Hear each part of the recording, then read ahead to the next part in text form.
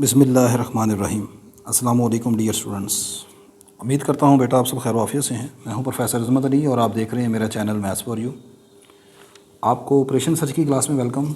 Operation search में हमारा chapter चल रहा है जी असाइनमेंट मॉडल का, और इस चैप्टर में आज जिस प्रॉब्लम के ऊपर हम डिस्कशन करेंगे वो हमारा टॉपिक है जी restriction on assignment. Some time आपको क्वेश्चन में एक असाइनमेंट के ऊपर रिस्ट्रिक्शन होती है कि आप इस जगह पर असाइनमेंट नहीं कर सकते। इससे पहले मैंने एक सम हार्ड असाइनमेंट प्रॉब्लम जो है डिस्कस की थी, इसलिए मैंने यहाँ पर लिखा part 2 some hard assignment problem. तो ये भी कुछ थोड़ी सी ऐसे ही डिफ़िकल्ट प्रॉब्लम है। तो पढ़ लेते हैं पहले स्टेटमेंट को, क्वेश्चन को, फिर डिस्कस करते हैं। मैंने लिखा जी कि 4 new machines M1, M2, M3 and M4 are to be installed in a machine shop. 4 नई मशीनें हैं और आपने एक न्यू मशीन इन्हें एक इंस्टॉल करना है एक मशीन शॉप के ऊपर। There are 5 vacant places A, B, C, D, E available, और जबकि 5 वेकेंट प्लेसेस हैं जो अवेलेबल हैं। Because of the limited space machine M2 can not be placed at C। कहते हैं जी कि यहाँ पर अब रिस्ट्रिक्शन लगा दी है उसने, जो मैंने ऊपर आपको टॉपिक का नाम बताया रिस्ट्रिक्शन का, कि आपके पास जो स्पेस है वो लिमिटेड होने की वजह से M2 को आप C पर नहीं लगा सकते, and M3 can not be placed eight point A, और M3 जो है वो पॉइंट A के ऊपर नहीं लगाई जा सकती। CIJ is the assignment cost of machine I to place J in rupees in shown below, और CIJ यहाँ पर रिप्रेजेंट कर रहा है कॉस्ट को, आयत मशीन को J प्लेस पर लगाने की जितनी कॉस्ट बनती है, जैसे ये टेबल में आपको दिखाया जा रहा है। जैसे यहाँ पर ये लिखा है इस तरह, इसको हम कुछ इस तरह इंटरप्रेट कर लेते हैं। M1 को अगर प्लेस A के ऊपर आप इंस्टॉल करते हैं तो उसके 4 रुपये हैं। M1 को अगर प्लेस B के ऊपर करते हैं तो 6 रुपये हैं। इसी तरह C पर 10 है।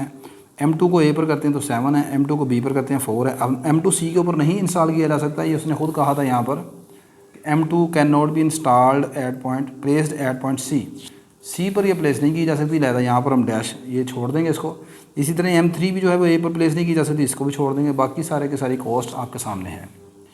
तो आपसे रिक्वायरमेंट ये है, find the optimal assignment schedule. आपने ऑप्टिमल असाइनमेंट शेड्यूल बताना है, यानी कि ऑप्टिमल असाइनमेंट शेड्यूल का मतलब है कि किस प्लेस पर कौन सी मशीन को लगाया जाए और कॉस्ट जो है वो उसकी मिनिमम रहे और अपनी रिक्वायरमेंट को आप पूरा कर लें। सबसे पहले तो आप गौर करें कि यहाँ पर the given model is unbalanced. आपके पास ये असाइनमेंट मॉडल है, नंबर ऑफ़ मशीन 4 हैं और नंबर ऑफ़ जो आपके पास प्लेसेस हैं वो 5 हैं, यानी कि कॉलम्स 5 हैं और रोज़ 4 हैं। तो this assignment model is unbalanced. इसको हम बैलेंस करेंगे। बैलेंस कैसे करेंगे? यहाँ पर एक डमी रो जो है या डमी मशीन जो है हम यहाँ पर उसको ऐड करेंगे विद ज़ीरो एंट्रीज़। ठीक है, तो पहले अगला काम आपने सबसे पहले ये लिखना है, as because the given model is unbalanced so we add a dummy row. Rows कम है इसलिए डमी रो करेंगे, अगर कॉलम कम होते तो फिर डमी कॉलम करना था। डमी रो या dummy machine M5 with zero entries as shown below. जैसे यहाँ पर मैंने लिख दिया, given assignment model is not balanced because cost matrix is not square matrix, so firstly we add a dummy machine M5 with all entries equal to 0 as shown below and further we assign infinite cost infinity. हाँ, यहाँ पर अब ये जो नई चीज़ आपने सीखनी है वो ये है कि जब ये रिस्ट्रिक्शन वाली आपके पास क्वेश्चन आ जाएँ, जहाँ पर आप उसने कहा था कि M2 C के ऊपर नहीं लगाई जा सकती और M3 जो है वो A के ऊपर प्लेस नहीं की जा सकती, इस प्लेस पर इंस्टॉल नहीं की जा सकती, तो वहाँ पर आपने देखा था कि जो कॉस्ट है उसकी जगह डैश लिखा हुआ है, यानी ब्लैंक छोड़ दिया उसने इन जगहों पर, यहाँ पर और यहाँ पर। तो यहाँ पर मैं इसकी जगह इन्फिनिटी लिखूँगा, ठीक है ना, यानी कि इनकी कॉस्ट जो है इन्फिनिटी लेंगे हम, ज़ीरो नहीं लेनी है आपने। ठीक है, तो ये यहाँ पर इन्फिनिटी आएगा, यहाँ पर इन्फिनिटी आएगा, और M5 जो डमी रो है वो भी मैंने इंस्टॉल कर लिया। अब अगला काम आपने वही काम है, पुराने वाला तरीका कार है। अब सबसे पहले आपने क्या करना है कि restriction matrix row reduction matrix और कॉलम रिडक्शन मैट्रिक्स हम मालूम करेंगे यहाँ पर। ठीक है, तो next we find row reduction and column reduction matrix. तो वो रो रिडक्शन मैट्रिक्स और कॉलम रिडक्शन कैसे मालूम करते हैं? फर्स्टली वी फाइंड, आगे आप लिखेंगे, आप लिख लीजिएगा, वो मैं लिख नहीं रहा। Next we find row reduction matrix that can be obtained by subtracting the smallest element of each row from the remaining element of respective row. मतलब क्या है कि हर रो में जो सबसे छोटा नंबर है उसको उस रो के हर नंबर्स में से माइनस करना है। जैसे ये पहली रो है, पहली रो में सबसे स्मॉलर नंबर 4 है, तो आप 4 को हर नंबर में से माइनस कर देंगे इटसेल्फ खुद में से भी। 4 minus 4 this is 0, 6 minus 4 this is 2, 10 minus 4 this is 6, 5 minus 4 this is 1, 6 minus 4 this is 2। ठीक है, आगे इसमें सबसे स्मॉलर नंबर 4 है। 7 minus 4 this is 3, 4 minus 4 this is 0, infinity minus 4 infinity, 5 minus 4 this is 1, 4 minus 4 this is 0। ठीक होगी बात ये।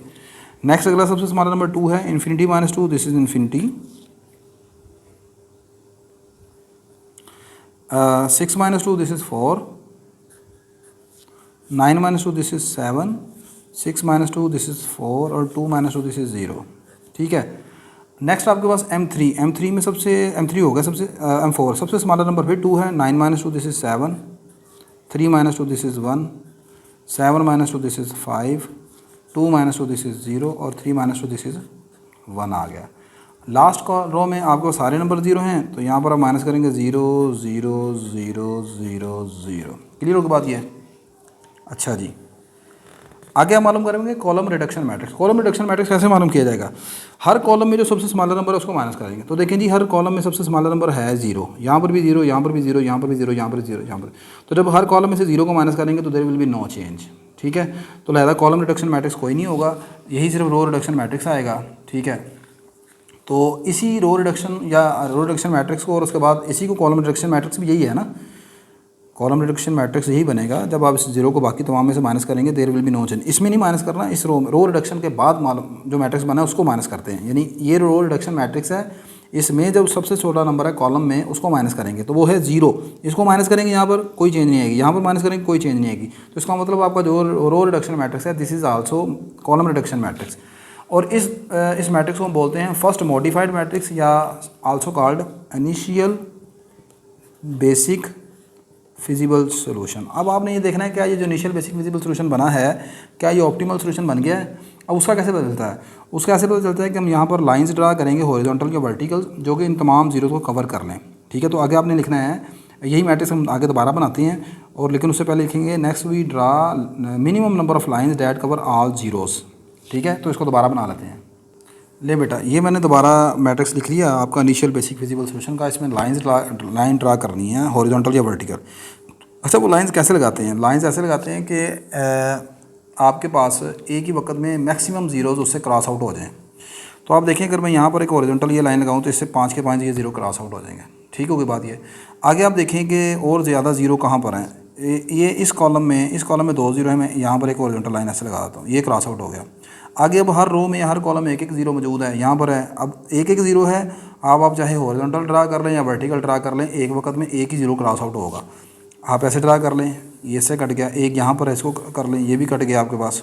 ठीक है, ये एक रह गया, इसको भी चाहे आप हॉरिजॉन्टल काट लें वर्टिकल काट लें, एक ही ज़ीरो क्रॉस आउट होगा। तो आपने अब देखें यहाँ पर नंबर ऑफ़ लाइंस कितनी ड्रा की हैं, 1 2 3 4 5। ऑर्डर ऑफ मैट्रिक्स कितना है, वो भी 5 है। तो इसका मतलब नहीं जी आपका initial basic feasible solution optimal solution बन चुका है। आप देखेंगे here number of lines that cover all zeros are, वो कितने हैं? उन लाइंस का तादाद को मैं कैपिटल एन से नोट कर रहा हूँ। दीज आर इक्वल टू 5, और वो किसके बराबर हैं? आपके ऑर्डर ऑफ मैट्रिक्स के। This shows that optimal solution this shows that initial basic feasible solution is an optimal solution. आपका initial basic feasible solution optimal solution बन गया है। अब जब ये ऑप्टिमल सोल्यूशन बन गया है तो next we find optimum assignment. To find optimum assignment,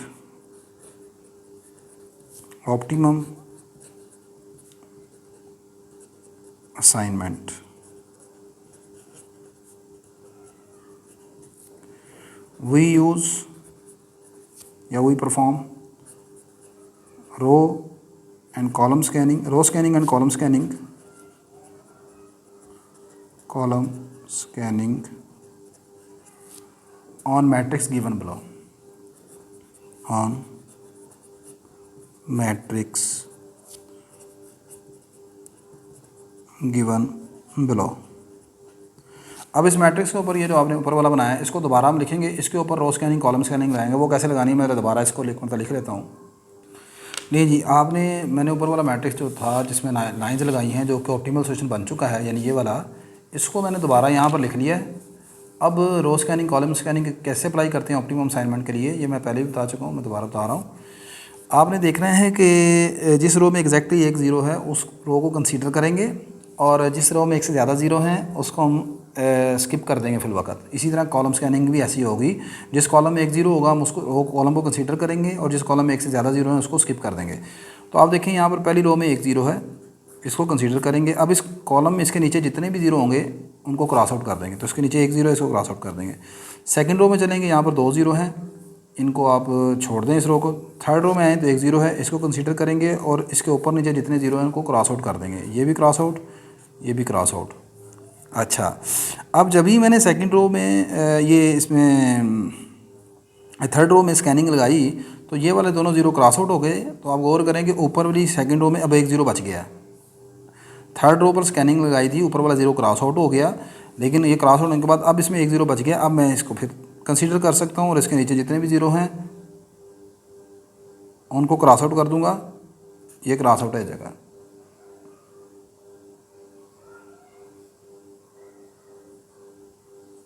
अच्छा, ये क्रॉस आउट हो गया। इसी तरह ही अब आप देखें कि चौथी रो में एक ज़ीरो है, इसको कंसीडर कर लूँगा। इसके नीचे जितने ज़ीरो हैं इसको क्रॉस आउट कर दूँगा, ऊपर कोई ज़ीरो नहीं है, और आखिरी एक रो ये बचती है, इसमें एक ज़ीरो बच गया, ख़त्म हो गई। ये आपकी ऑप्टिमम असाइनमेंट मिल गई। कैसे? यहाँ पर आपने रखी थी machine 1, M1, M2, M3, M4, M5, ठीक है। यहाँ पर थी आपकी places A, B, C, D, E। अब ऑप्टिमम सॉल्यूशन आपने लिखना है। आपने यहाँ पर इस ज़ीरो को मार्क किया है। M1 जो है मशीन 1 प्लेस A के ऊपर, आप उसको कर देंगे इंस्टॉल। मशीन 2 को प्लेस B के ऊपर इंस्टॉल किया जाएगा। यहाँ पर लिख लीजिएगा मशीन, यहाँ पर लिख लीजिएगा प्लेसेस, ठीक है। और आगे आ जाएगी यहाँ पर इसकी कॉस्ट। मशीन 2 को आप प्लेस B के ऊपर लगा देंगे। मशीन 3 जो है वो प्लेस E के ऊपर इंस्टॉल हो जाएगी। मशीन 4 जो है प्लेस D के ऊपर चल जाएगी।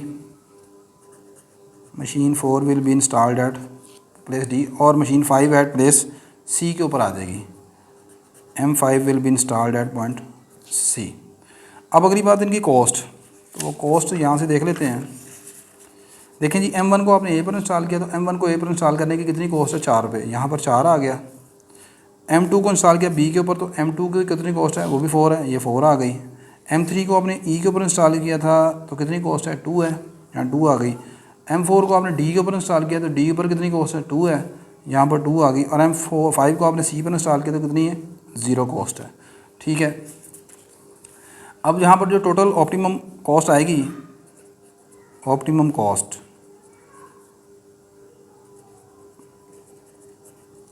वो आ जाएगी रुपीस 8, 10, 12 रुपये, ठीक है।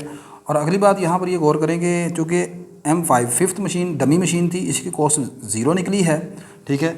इसको कोई भी असाइनमेंट नहीं दी जाएगी, सही है। Place C will be vacant. Place C जो है वो वेकेंट रहेगी। इसको हम इस पर जो मशीन लगाई है वो M5 और डमी मशीन है, और उसकी कॉस्ट कितनी निकली है? 0 आई है, ठीक है। तो प्लेस C के ऊपर कोई मशीन नहीं लगाई जाएगी। There will be no assignment for M5, ठीक है। तो ये हमारा क्वेश्चन हो गया जी कंप्लीट। आसान सा क्वेश्चन, उम्मीद करता हूँ आपको समझ आ गई होगी। इंशाल्लाह नेक्स्ट लेक्चर में आपसे दोबारा मुलाकात होती है जी। अल्लाह हाफिज़।